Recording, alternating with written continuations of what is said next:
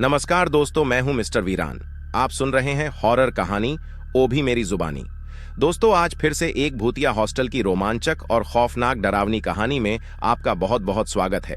आज के इस कहानी में आप जो सुनने वाले हैं, इस कहानी के हर एक मोड़ पे खौफ और सस्पेंस से भरी हुई है। ये कहानी सुनने में बहुत मजा आने वाला है, इसीलिए अंत तक बने रहिए। और कहानी शुरू करने से पहले आप लोग से एक छोटा सा रिक्वेस्ट है। अगर चैनल पे नए हैं तो वीडियो को लाइक और चैनल को सब्सक्राइब कर लीजिए और कमेंट करके बताइए कि आपका नाम क्या है और आप कहां से कहानी को देख रहे हैं। तो चलिए बिना किसी देरी किए कहानी को शुरू करते हैं। दोस्तों, आप में से कोई भी अपने घर से दूर शहर जाकर किसी अनजान जगह या किसी अनजान किराए के कमरे में रह चुके होंगे। है तो शायद आपको पता होगा कि किसी भी अनजान जगह में रहना कई बार हमें बहुत बड़ी मुसीबत में डाल देता है। यदि हम गलती से भी किसी ऐसी जगह पर रहने लगते हैं जिसके अतीत के बारे में हमें पता नहीं है और क्या वह जगह अब रहने के लायक है या नहीं, तो कई बार ऐसी अनजान जगहों पर रहने से बहुत से लोगों की जिंदगी खराब हो जाती है, या फिर कहे कि उन हादसों का उनके जीवन पर लंबे समय तक प्रभाव पड़ता है। तो आज की हमारी कहानी भी एक ऐसी ही अनजान जगह की भयानक दुर्घटना है, जहां एक लड़के को ऐसे हादसे से रूबरू करवाता है जिसके बारे में उसने कभी कल्पना भी नहीं की थी। और आज मैं उसी लड़के के पॉइंट ऑफ व्यू से घटना को आपके साथ एक शेयर करने जा रहा हूं। दोस्तों, मेरा नाम दर्पण है, मैं नेपाल का रहने वाला हूं। जब यह घटना मेरे साथ हुई तो मैं घर से 11वीं क्लास पास करने के बाद काठमांडू अपनी कुछ तैयारी करने चला गया था। और देश भर से कई बच्चे अपने भविष्य को बनाने की उम्मीद में आते हैं, और मैं भी उन्हीं बच्चों में से एक था जो अपने भविष्य के सपनों को साकार करने की उम्मीद में गया था। लेकिन मैं नहीं जानता था कि वहां जाने के बाद मेरे साथ कुछ ऐसा होगा कि मैं कभी भी अपने घर से बाहर कहीं जाने की स्थिति में नहीं रहूंगा। जब मैं 11वीं क्लास पास करने के बाद काठमांडू गया तो मेरी सबसे बड़ी परेशानी यह थी कि मैं वहां अकेले रहने के लिए कोई किराए का कमरा नहीं पा रहा था। इसलिए हॉस्टल में किराए का कमरा लेना मेरी एकमात्र विकल्प था। मेरे पिता ने मुझे बताया कि कोई बात नहीं, तुम हॉस्टल में रहो। मैं अपनी कोचिंग से कुछ दूर एक हॉस्टल में रहने लगा। शुरुआत में मुझे लगता था कि सब कुछ ठीक है, लेकिन 2 हफ्ते के बाद उस हॉस्टल में कुछ अजीब घटनाएं होना शुरू हो गई। जब मैं अपना कमरा बंद करके रात को पढ़ाई करता था तो मुझे ऐसा लगा कि दरवाजे के बाहर कोई बार बार जा रहा है। पहले तो मैंने इस बात को नजरअंदाज कर दिया और अपना पूरा ध्यान पढ़ाई पर लगाने की कोशिश की, लेकिन धीरे धीरे उस कदमों की चलने की आवाज मुझे बहुत ज्यादा परेशान करने लगी। इसलिए मैंने उठकर देखने की सोची, और जब मैं अपने कमरे का दरवाजा खोलकर बाहर देखा तो मुझे बाहर कोई नहीं दिखाई दिया। फिर मैं दरवाजा बंद करके वापस अपनी कुर्सी पर बैठकर पढ़ाई करने लगा। जिस दिन से यह घटनाएं शुरू हुईं, उस दिन की पहली रात में मेरे साथ सिर्फ इतना ही हुआ, लेकिन दिनों के साथ साथ उन घटनाओं का होना भी बढ़ता गया, क्योंकि मैं अपने कमरे में अकेला रहता था। उस हॉस्टल में हर कमरे में 2 लड़के रहते थे, लेकिन मैं शुरू से ही घर में अकेला रहता था, इसलिए मैं अकेले रहने की आदत बना लिया था। उस समय मैं जिस हॉस्टल में रहता था उसके दोनों तरफ जेल की तरह कमरे थे और बीच में बरामदा था। उस हॉस्टल में मेरा कमरा सबसे अंतिम कोने में था, और मेरे कमरे के सामने एक बाथरूम था जिसे मेरे अगल बगल के सभी लड़के इस्तेमाल करते थे। पहली रात में मेरे साथ सिर्फ वही होता है जैसे ही अगली दिन होता है। और जब मैं दोपहर को कोचिंग से वापस आता हूं तो मेरे कमरे के बाहर उस बरामदे में फर्श पर बहुत कीचड़ देखता हूं, और उस कीचड़ में किसी के पैरों के बड़े निशान देखकर ऐसा लग रहा था कि कोई बड़ा आदमी या महिला अपने पैरों को कीचड़ में डालकर यहां से गुजरा होगा। लेकिन मेरे लिए सबसे अजीब बात यह थी कि मेरा कमरा उस हॉस्टल में सबसे अंतिम स्थान पर था, और अगर बाहर से कोई आदमी कीचड़ में पैर डालकर वहां आता तो फर्श पर शुरू से ही उसके पैरों के निशान होते। लेकिन बाकी कमरों के सामने बरामदे में ऐसा कुछ भी नहीं था। सिर्फ मेरे कमरे के सामने उस कीचड़ से सने हुए पैरों के निशान थे। इसलिए मैंने इसे भी नजरअंदाज कर दिया और अपने कमरे को खोलकर उसमें पढ़ने लगा। पहले जब मैं पढ़ाई करता था तो मेरे कमरे का दरवाजा हमेशा बंद रहता था। अब शाम को खाना खाने के बाद मैं फिर से पढ़ने के लिए बैठ जाता हूं। उस रात की वही पैरों की आवाज अब भी मुझे सुनाई देती है। उस समय मैंने सोचा कि शायद हॉस्टल के लड़के ही वॉशरूम जा रहे होंगे, लेकिन वह कदमों की आवाज बार बार आ रही थी और मैंने उन कदमों की आवाज को गौर से सुना तो मुझे लगा कि वह सिर्फ मेरे कमरे से बाहर से आ रही थी, जैसे कोई सिर्फ बाहर से चल रहा था। उस समय घड़ी में समय देखा तो लगभग 1 बज गया था और पूरे हॉस्टल में पूरी तरह से सन्नाटा था और मैं सिर्फ उन कदमों की आवाज सुन रहा था।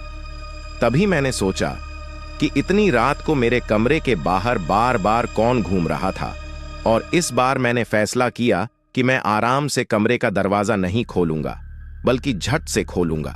मैंने सोचा कि शायद हॉस्टल का कोई लड़का मुझे डराने के लिए शरारत कर रहा होगा।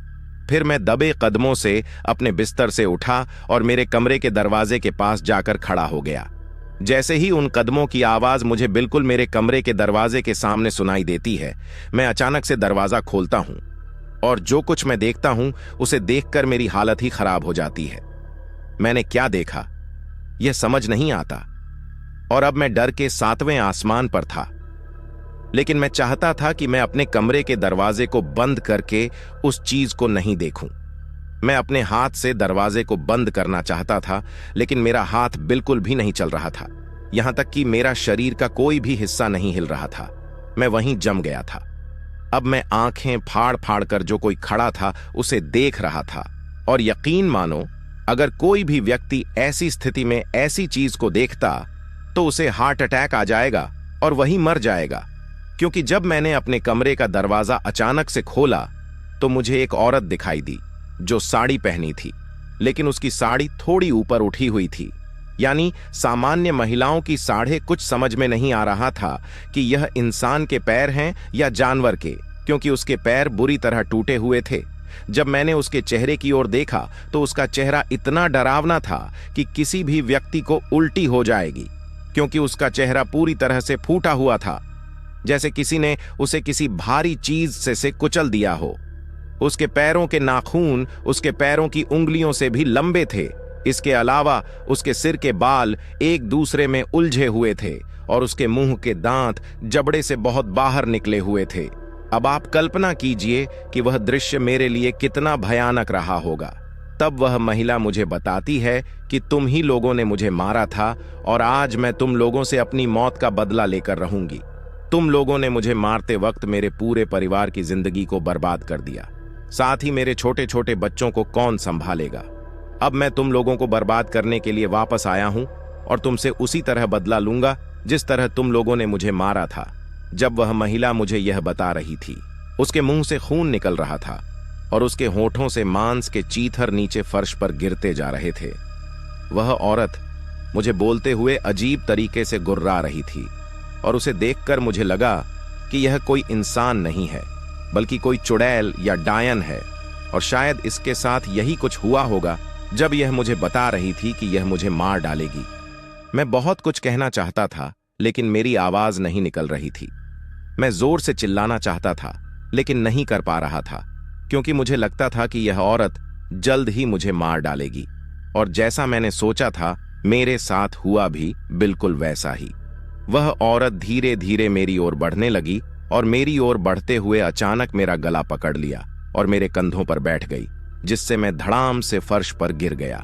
वह मेरी गर्दन को इतनी जोर से खींच रही थी कि मैंने सोचा कि आज यह महिला मेरी गर्दन उखाड़कर मुझे मार डालेगी।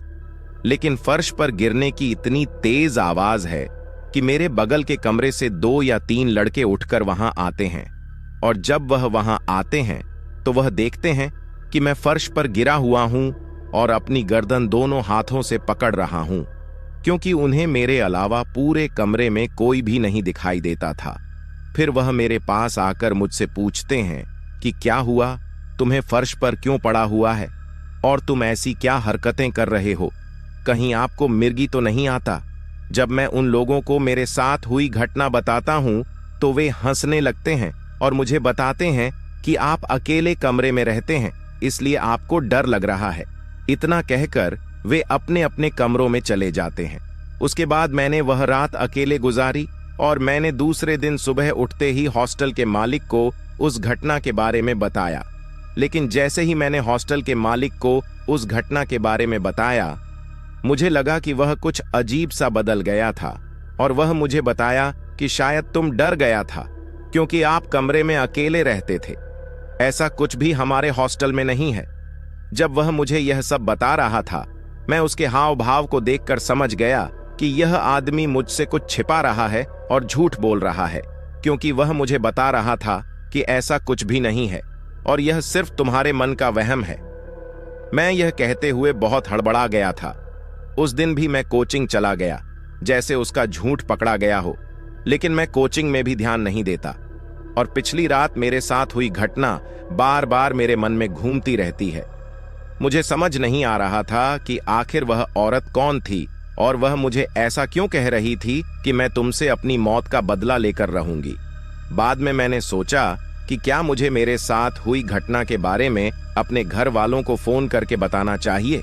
मैंने सोचा कि अगर मैं घर वालों को इसके बारे में बताऊंगा तो वे फालतू में परेशान होंगे, लेकिन मैं उस दिन शाम को अपने बगल के कमरे वाले दोनों लड़कों से पढ़ाई करने के लिए चला जाता हूँ।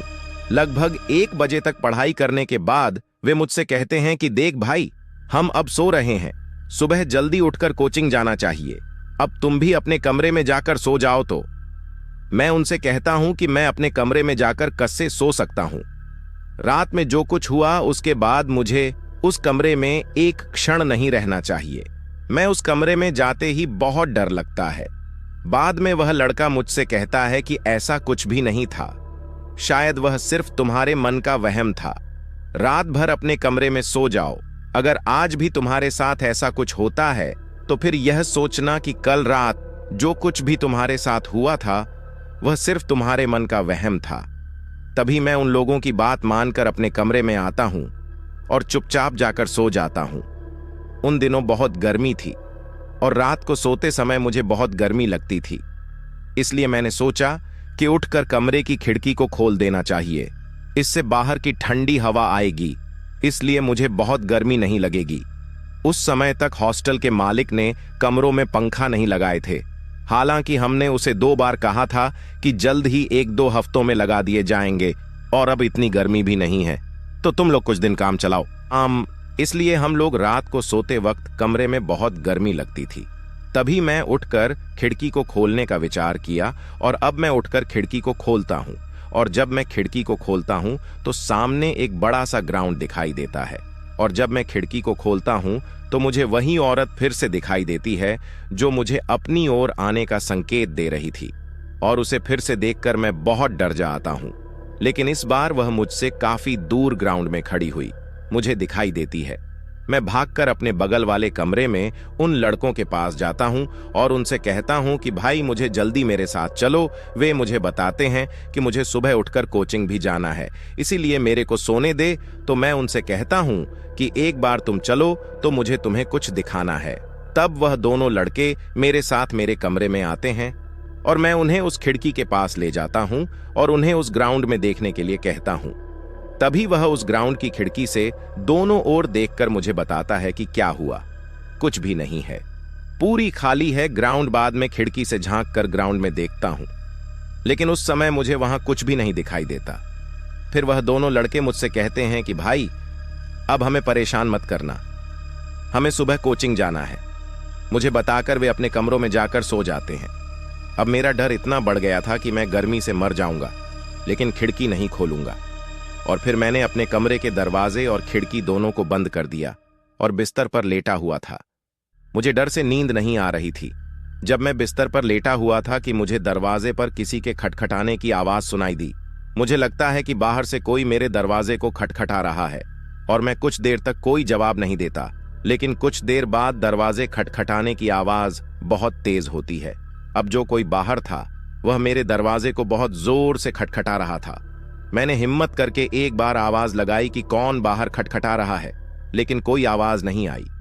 जब बाहर से कोई आवाज नहीं आई तो मैंने भी सोचा कि मैं दरवाजा नहीं खोलूंगा, लेकिन बाद में जो भी बाहर था वह धीरे धीरे मेरे दरवाजे को बजाने लगा। अब वह दरवाजा नहीं खटखटा रहा था बल्कि बहुत जोर से मार रहा था। यह सब होने के बाद बहुत डर गया। मेरा पूरा शरीर पसीने से भरने लगा। मुझे ऐसा लग रहा था कि बाहर वही चुड़ैल या डायन है जो आज इस दरवाजे को तोड़कर मुझे मार डालेगी। मैंने तुरंत अपने घर पर अपने पापा को फोन किया और उन्हें बताया कि हॉस्टल के मालिक को बताओ कि वह तुरंत मेरे कमरे में आए, क्योंकि मेरे साथ कुछ भी सही नहीं हो रहा है। तब मेरे पापा ने मुझसे पूछना चाहा कि क्या हुआ, तो मैंने उनसे कहा कि बहुत देर नहीं है, आप तुरंत हॉस्टल के मालिक को फोन करके बता दें कि वह मेरे पास आए। कुछ देर बाद मेरे पापा का फोन वापस आता है और मुझे बताता है कि हॉस्टल का मालिक फोन नहीं उठा रहा था, शायद वह सो गया था। मैंने फोन पर पूरी बात बताई पापा को, और मेरी बात सुनने के बाद वह बहुत घबरा गया और कहा कि मैं अभी वहां आ रहा हूं। मैंने पापा से कहा कि जब तक आप यहां आएंगे तब तक सुबह हो जाएगी और बहुत देर हो जाएगी। ये कोई भी मेरे कमरे के दरवाजे को इतनी तेजी से तोड़ रहा है कि शायद मेरी मम्मी मुझे और मेरे पापा को बोलते हुए सुन लेती है और वह पापा से क्या हुआ पूछती है। तब पापा ने मम्मी को सारी बात बताई, तो मम्मी ने तुरंत फोन लेकर मुझसे कहा कि बेटा फोन को काट दो और हनुमान चालीसा या किसी भी भगवान का भजन चला दो और उसकी पूरी आवाज करो। जब तक हम नहीं आते तब मैंने मम्मी को बताया कि ठीक है, और मैंने तुरंत उनका फोन काटा और अपने फोन पर हनुमान चालीसा शुरू करने की सोची। आप नहीं जानते कि मैं हनुमान चालीसा शुरू करने ही वाला था कि मेरे कमरे का दरवाजा बहुत जोर से आवाज आने लग। अब मुझे लगता था कि कोई मेरे दरवाजे पर जोर से लात मार रहा है। अब मेरे कमरे के दरवाजे की कुंडी जो मैंने अंदर से लगाई थी भी थोड़ा थोड़ा उखड़ने लगी। मुझे ऐसा लग रहा था कि दरवाजा जल्दी टूट जाएगा और बाहर कोई भी व्यक्ति बहुत तेज लात मारेगा। मैं अपने फोन पर हनुमान चालीसा चलाने की कोशिश की, लेकिन मेरे हाथ पैर बिल्कुल काम नहीं कर रहे थे और मेरा पूरा शरीर कंपन करने लगा था और मेरे हाथ भी कंपन कर रहे थे। इसीलिए मैंने सोचा कि मैं फोन पर हनुमान चालीसा चलाऊंगा, लेकिन पहले इस दरवाजे के पीछे कुछ लगाऊंगा, वरना यह दरवाजा अभी टूट जाएगा। तभी मैंने अपने कमरे में स्थित बेड को फटाक से खिसका या उसे दरवाजे के पीछे सटकर लगा दिया, जिससे दरवाजा थोड़ा पीछे की ओर नहीं होता था। अगर कोई उसे लात मारता तो इतनी जोर से मारता कि दरवाजा अंदर जाता था और उसकी कुंडी पूरी तरह से उखड़ चुकी थी, जो जल्द ही टूटने वाली थी। जैसे ही मैंने बेड को दरवाजे के पास सटाक लगाया, मैंने उसी औरत की आवाज बाहर से सुनाई दी। वह बाहर से कहती थी कि दरवाजा खोल दो, मैं तुम्हें नहीं छोड़ूंगी। अगर तुम ऐसा नहीं करते तो मैं दरवाजा तोड़कर अंदर आऊंगी। तुम क्या सोचते हो कि दरवाजा बंद करके तू बच जाएगा? मैं तुम्हें बिल्कुल नहीं छोड़ूंगा। वह बहुत जोर से चिल्ला रही थी। उसकी आवाज सुनकर मुझे लगता था कि आज मैं जीवित नहीं रहूंगा। फिर मेरे दिमाग में फिर से वही बात आती है कि मेरी मां ने मुझे फोन पर कुछ भजन या हनुमान चालीसा सुनाने के लिए बोली थी और अब मेरे बचने की एकमात्र उम्मीद थी। मैंने भी सुना था कि भूत हनुमान चालीसा या भजन सुनने के बाद वहां से भाग जाते हैं, इसलिए मैंने फोन उठाया, लेकिन मेरे हाथ पैर इतने कांप रहे थे कि फोन भी मेरे हाथ से छूट गया और फर्श पर गिर जाता है। फोन अपने आप बंद हो जाता है। मुझे लगता है कि मेरे बचने की सारी उम्मीदें अब बंद हो गई हैं। जैसे ही मैंने फोन वापस उठाया और उसे सही करने की कोशिश करते हुए वह चुड़ैल बार बार कहती थी, तुम क्या सोचते हो कि आज तू बच जाएगा? आज तू नहीं बचेगा। तुम लोग ने मिलकर आज के दिन मुझे मारा था और आज मैं तुम्हें बिल्कुल भी जिंदा नहीं छोड़ूंगा। मैंने उस फोन को किसी तरह फिर से चालू करने की कोशिश की, लेकिन उसकी बैटरी खुद ही बहुत कम हो गई थी और वह सिर्फ 7% पर बैटरी पर थी। इसलिए मैंने भागकर फोन को चार्ज करने का विचार किया। मैं फोन को चार्ज करने के लिए चार्जर की ओर जा रहा था कि अचानक से मेरे कमरे की लाइट चली गई और एक तो पूरा कमरा अंधेरा था और ऊपर से इतनी गर्मी थी कि मैं पूरा पसीना हो गया था, और दूसरा उस भयानक आत्मा जो बार बार मेरे कमरे के दरवाजे को तोड़ने की कोशिश करती थी। अब आप कल्पना कर सकते हैं कि उस समय मेरे ऊपर क्या हुआ होगा जब मैंने सोचा कि फोन की बैटरी 5% पर है। हनुमान चालीसा तो चल ही सकती है, इसलिए मैंने उसकी आवाज को पूरा बढ़ा दिया और फोन पर हनुमान चालीसा चलाया। इससे उस चुड़ैल ने मेरे दरवाजे पर लात मारना बंद कर दिया। अब वह शायद हॉस्टल से बाहर जा रही थी और जोर से चिल्लाकर कह रही थी कि आज तुमने ठीक नहीं किया, मैं तुम नहीं छोड़ूंगी। मेरे फोन में हनुमान चालीसा चल रही है कि तभी मेरा फोन अचानक 0% पर आकर फिर से बंद हो जाता है। हनुमान चालीसा भी बंद हो जाता है और जैसे ही हनुमान चालीसा बंद हो जाता है, वह औरत फिर से मेरे कमरे से बाहर दौड़ती आती है और बार बार वह मेरे कमरे के दरवाजे को इतनी जोर से लात मारने लगती है कि मुझे लगता था कि दरवाजा 1 मिनट में टूट जाएगा। मैंने सोचा कि फोन में हनुमान चालीसा बंद हो गया, तो क्या हुआ, मैं हनुमान चालीसा ही बोल सकता हूं। तब मैंने हिम्मत करके उस चुड़ैल का सामना करने का फैसला किया और अपने कमरे में हनुमान चालीसा बोलने लगा। जैसे जैसे मुझे टूटी फूटी हनुमान चालीसा मिली, मैं इतनी जोर से बोलने लगा कि मेरी आवाज उस चुड़ैल के कानों में भी पड़ गई थी और वह चुड़ैल अजीब तरीके से चिल्ला रही थी। जब मैं हनुमान चालीसा बोल रहा था, मैं बार बार मेरे फोन को चालू करने की कोशिश कर रहा था।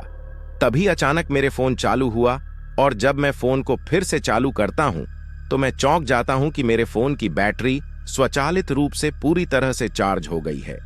जब मैंने हनुमान चालीसा फिर से अपने फोन में चलाया तो उस चुड़ैल की आवाज फिर से नहीं आई। यह सब होते ही मैंने सोचा कि अगर बगल के कमरे के लड़के उठकर क्यों नहीं आ रहे, तो यह चुड़ैल इतनी जोर से मेरे दरवाजे पर लात मारती क्यों नहीं, या फिर इतनी जोर की आवाज सुनकर हॉस्टल से कोई क्यों नहीं आ रहा था। उस रात मैंने जैसे तैसे गुजारा और सुबह लगभग 5 बजे मेरे कमरे के दरवाजे पर फिर से दस्तक सुनाई दी। लेकिन इस बार मुझे चुड़ैल की आवाज नहीं, बल्कि मेरे मम्मी पापा की आवाज सुनाई दी। लेकिन मैंने उनकी आवाज को सुनने के बाद भी दरवाजा नहीं खोला, क्योंकि मैंने सुना था कि वे भूत प्रेत और चुड़ैल किसी का भी आवाज निकाल सकते हैं। लेकिन उस दिन मेरे कमरे के बाहर मेरे मम्मी पापा थे और वे बार बार मुझे आवाज लगाने के बाद भी मुझे दरवाजा नहीं खोला, तो वे बहुत चिंतित हो गए और फिर मेरे फोन पर कॉल करते हैं। साथ ही जब मैंने उनका फोन उठाया तो वह मुझे बताया कि हम तुम्हारे कमरे के बाहर हैं और तुम दरवाजा क्यों नहीं खोल रहे हो। मैंने कहा कि मैं कैसे मान सकता हूं कि तुम मेरे कमरे से बाहर हो। फिर वह मुझे वीडियो कॉल किया और मुझे दिखाया कि हम लोग तुम्हारे कमरे के बाहर खड़े हैं। फिर मैं दरवाजा खोला और मेरे मम्मी पापा बाहर खड़े थे। मैं रोने लगा और भागकर मेरी मम्मी को गले लगाया। बाद में मेरे रोने की आवाज सुनकर मेरे बगल के कमरे के लड़के भी उठकर बाहर आ जाते हैं और मुझसे पूछते हैं कि भाई क्या हुआ। मैं उन लोगों पर गुस्सा होकर कहता हूं कि कल रात मेरे साथ इतना कुछ हुआ और इतनी आवाजों को सुनने के बाद भी आप अपने कमरों से बाहर नहीं आए। तो उन्होंने मुझसे कहा कि भाई हमें कुछ भी नहीं सुनाई दिया, हम चुपचाप सो रहे थे और हमें कोई आवाज नहीं सुनाई थी। फिर मैंने अपने पापा को उस पूरी रात मेरे साथ जो कुछ हुआ था पूरी बात बताई, जिससे उनका गुस्सा भी बढ़ गया। बाद में उन्होंने हॉस्टल के मालिक को बुलाया और उसे बहुत बुरा बोला सुनाई। फिर मेरे मम्मी पापा मुझे हॉस्टल के बाहर एक चाय की दुकान पर लेकर जाते हैं और हम चाय पीते पीते वहां पर जो कुछ हुआ उसके बारे में चर्चा करते हैं। तब चाय की दुकान वाला हमसे पूछता है कि क्या हुआ साहब। फिर मेरे पापा ने पूरी कहानी बताई कि हमारा लड़का इस हॉस्टल में रहता है और उसके साथ यह घटना हुई। चाय वाला जो बात बताई वह सुनकर हमारे पैरों तले जमीन खिसक गई। उस चाय वाले ने हमें बताया कि कुछ साल पहले इस हॉस्टल में सफाई करने आने वाली एक औरत आती थी। आज आपका लड़का रहने वाले कमरे में 2 लड़के रहते थे और उस सफाई करने वाली औरत से उन दोनों लड़कों की कुछ बातों पर बहस होती है और उन लड़कों ने उस महिला से बदला लेने के लिए उस कमरे के सामने वाले बाथरूम में तेल डाल दिया।